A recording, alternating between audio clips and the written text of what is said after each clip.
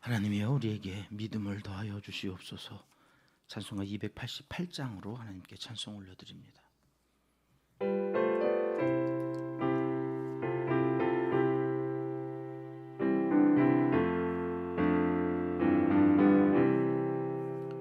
예수를 나의 구주 삼고 성령과 피로써 거듭나니 이 세상에서 내 영혼이 하늘의 영광 누리도다.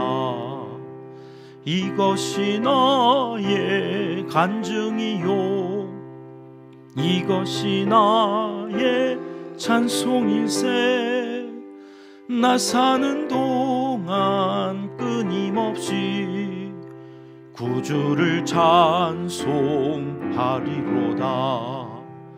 온전히 주께 맡긴 내 영, 사랑의 음성을 듣는 중에 천사들 왕래하는 것과 하늘의 영광 보리로다.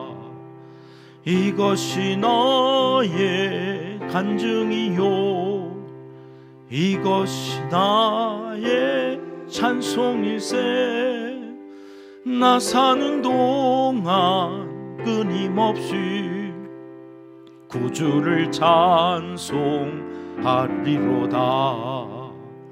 주 안의 기쁨 누림으로 마음의 풍랑이 잔잔하니 세상과 나는 간 곳 없고 구속한 주만 보이도다. 이것이 나의 간증이요 이것이 나의 찬송일세. 나 사는 동안 끊임없이 구주를 찬송하리로다.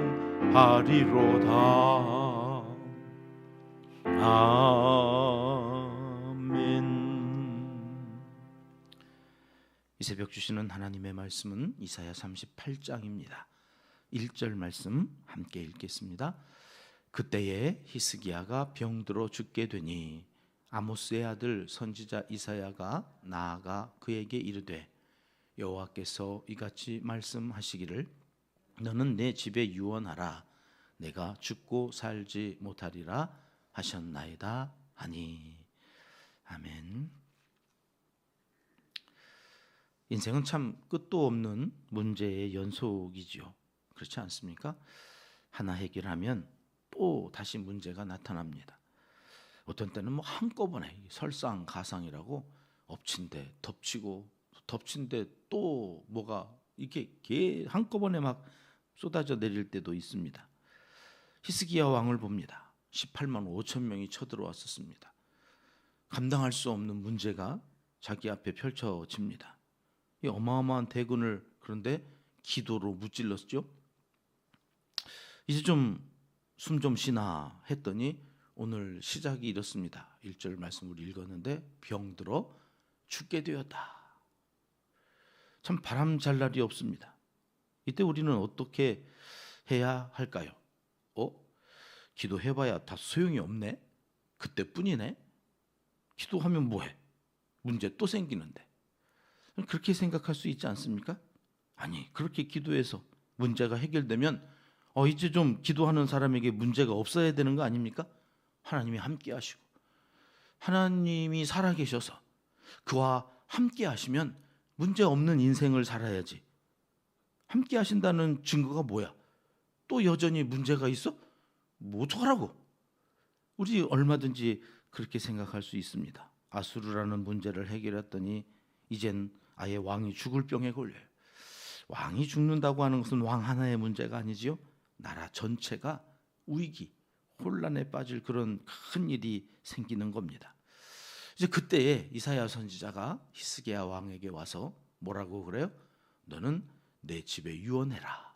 네가 살고 죽고 살지 못하리라. 죽을 거라고. 하나님이 그렇게 말씀하셨다는 거예요. 여호와께서 이같이 말씀하시기를. 이게 무서운 거죠. 왜요? 하나님이 말씀하셔서 안 이루어진 게 없거든요. 하나님이 그렇게 말씀하셨으니 이제 틀림없이 영락 없이 히스기야는 죽을 거예요. 그런데 하나님이 여기 뭐라고 그러세요? 너 네 집에 유언을 해라. 이 말씀의 방점은 너 죽고 살지 못한다에 있는 게 아니거든요. 집에 유언해라. 제 성경을 그래서 어제 계속 자료 이렇게 저렇게, 야, 누가 또 하나님이 너 유언하라 이런 사람이 있나 해서 아무리 찾아보고 신학자들이 이렇게 있나 검색을 해보고, 여러분 혹시 찾으시면 좀 얘기 좀 해주세요. 없어요.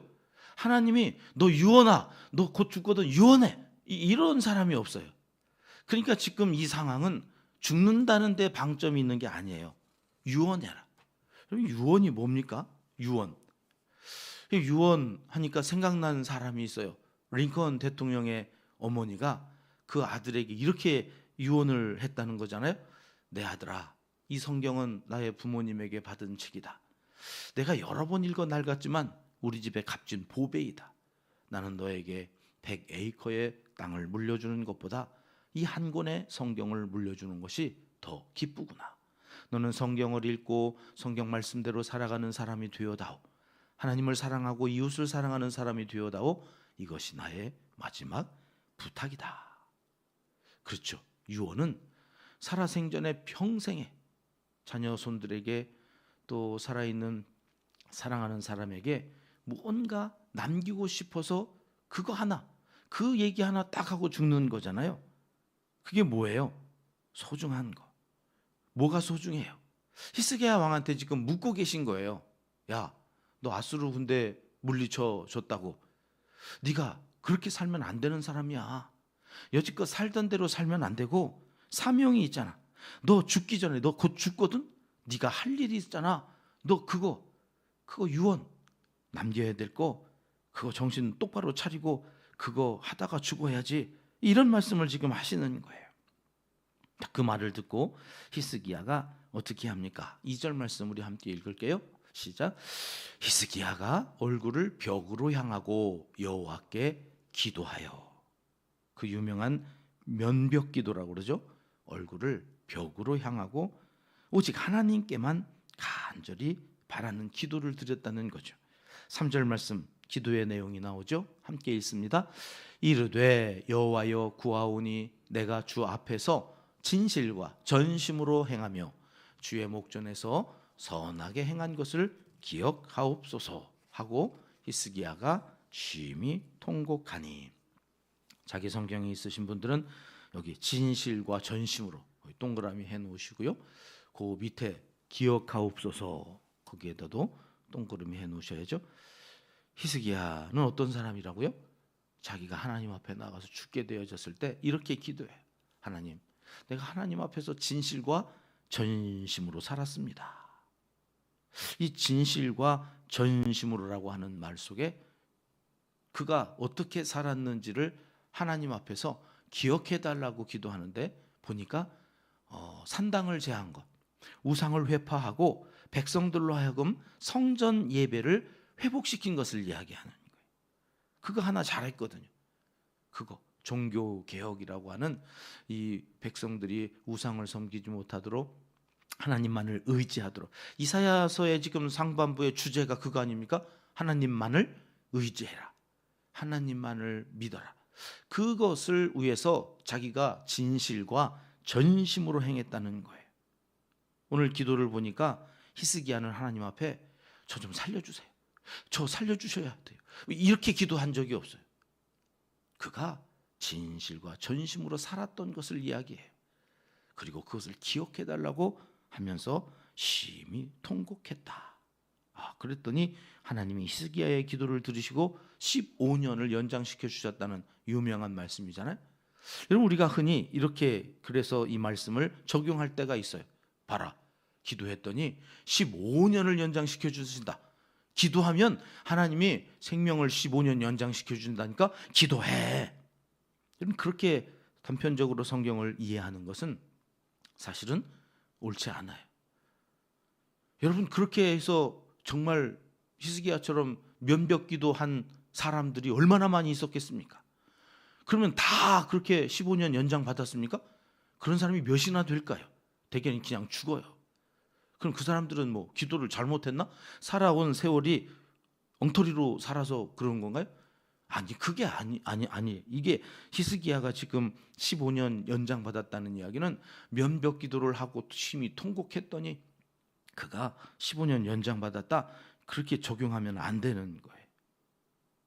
그럴 수도 있고 그렇지 않을 수도 있고, 대부분은 15년 연장을 못 받는다. 오늘 히스기야는 하나님께서 15년 연장시키셨다는 말이 이게 무슨 말일까? 그리고 5절 말씀으로 가봐요. 5절 말씀 함께 읽겠습니다.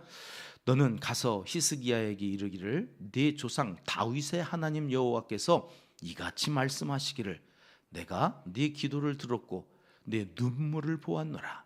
내가 네 수 안에 15년을 더하고. 자, 그 15년을 연장시켜 주신 하나님이 어떤 하나님으로 나타나느냐는 거예요. 어떤 하나님이라고 그래요? 다윗의 하나님이요. 다윗의 하나님. 이게 무슨 얘기일까요?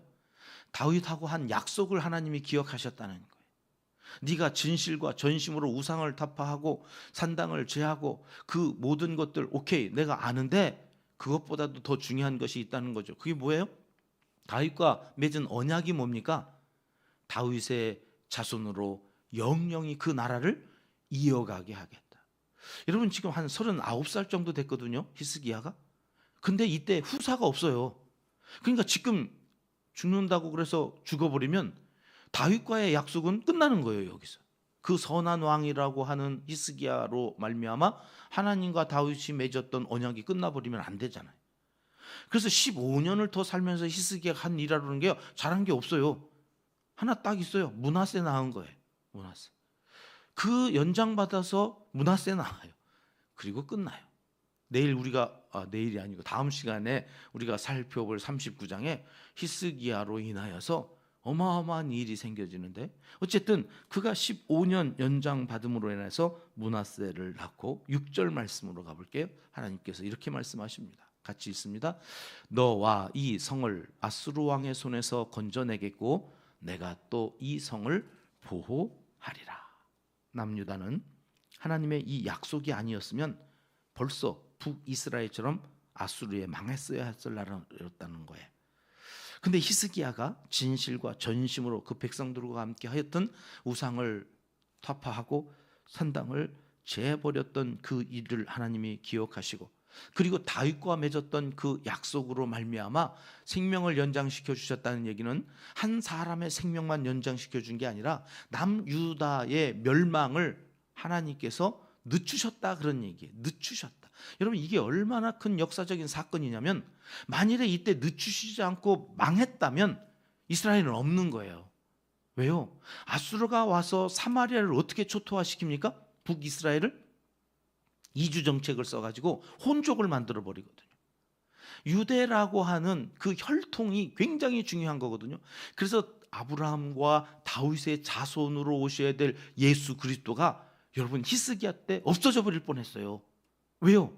이때 아수르한테 망했으면 남유다도 혼족이 되는 거예요. 혼족. 그러면 잡종이 되고, 그래서 나중에 예수님 당시에도 사마리아는 가지를 않았잖아요. 사마리아는 예수님만 그리로 통과하다가 우물가의 여인을 구원하시잖아요. 왜요? 저것들은 이제 우리랑 같은 민족이 아니라고 본 거예요. 이방인들과 막 뒤섞여져 가지고. 그러니 여러분, 이게 아수르에게 안 망하고 바벨론에게 망해서 다행이었던 거예요. 왜? 바벨론을 혼족을 시키지 않고 잡아만 갔거든요. 그래서 거기서 집단으로 거기서 이렇게 이주해서 유대인들은 따로 거기서 유대인들끼리 살면서 자기들끼리 결혼하고 자기들끼리 대를 이어서 70년을 살게 됐던 거죠.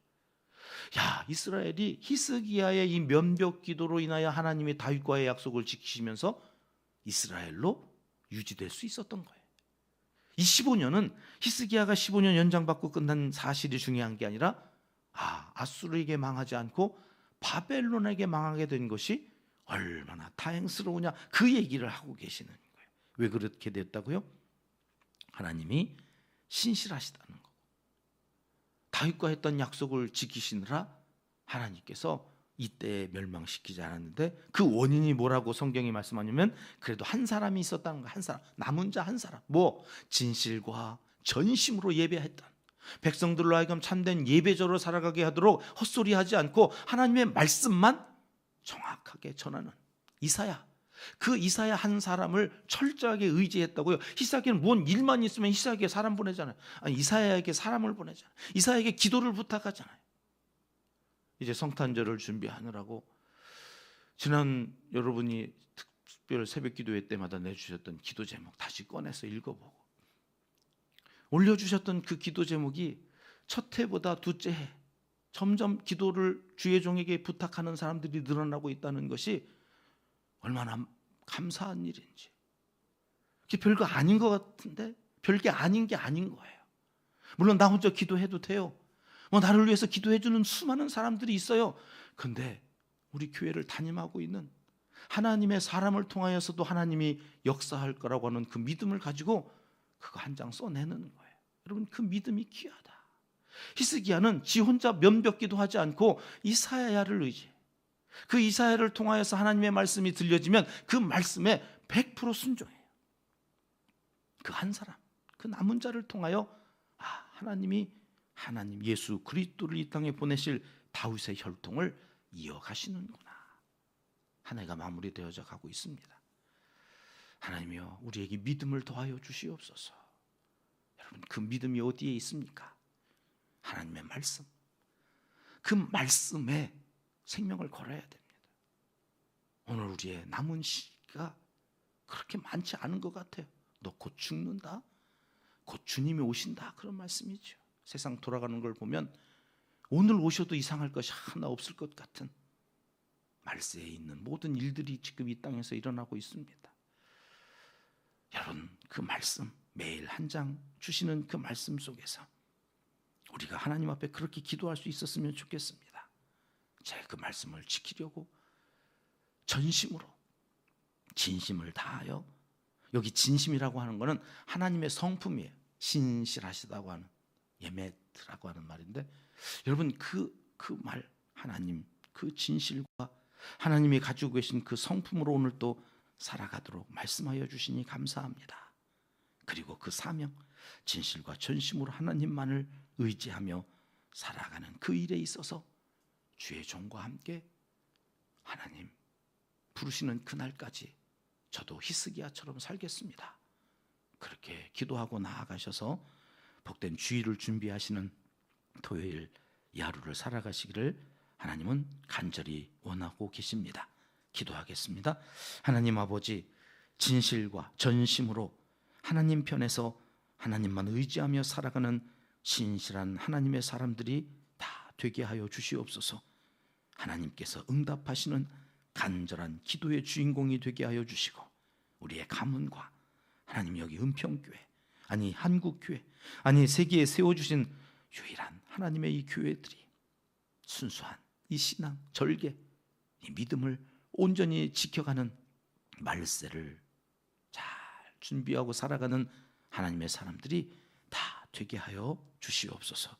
이제는 못다한 기도를 주님 가르쳐 주신 기도로 아뢰오니 하늘에 계신 우리 아버지, 아버지의 이름을 거룩하게 하시며 아버지의 나라가 오게 하시며 아버지의 뜻이 하늘에서와 같이 땅에서도 이루어지게 하소서. 오늘 우리에게 일용할 양식을 주시고 우리가 우리에게 잘못한 사람을 용서하여 준 것 같이 우리 죄를 용서하여 주시고 우리를 시험에 빠지지 않게 하시고 악에서 구하소서. 나라와 권능과 영광이 영원히 아버지의 것입니다.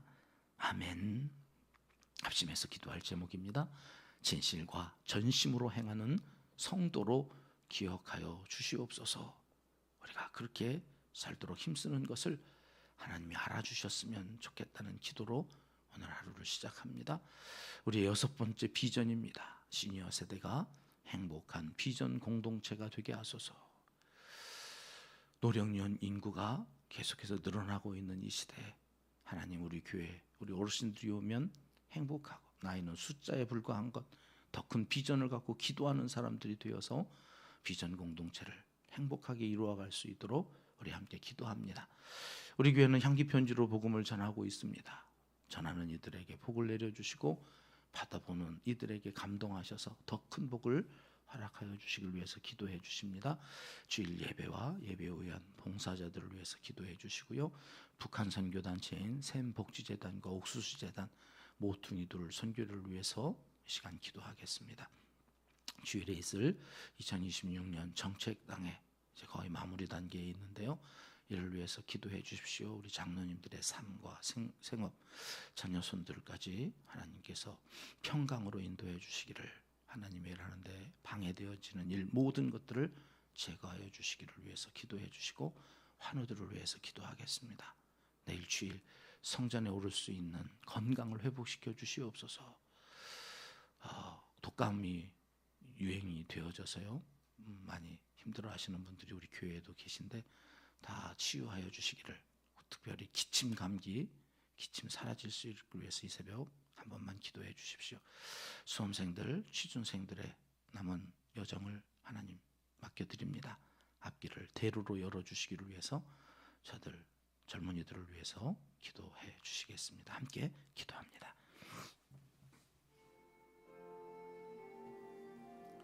참 좋으신 우리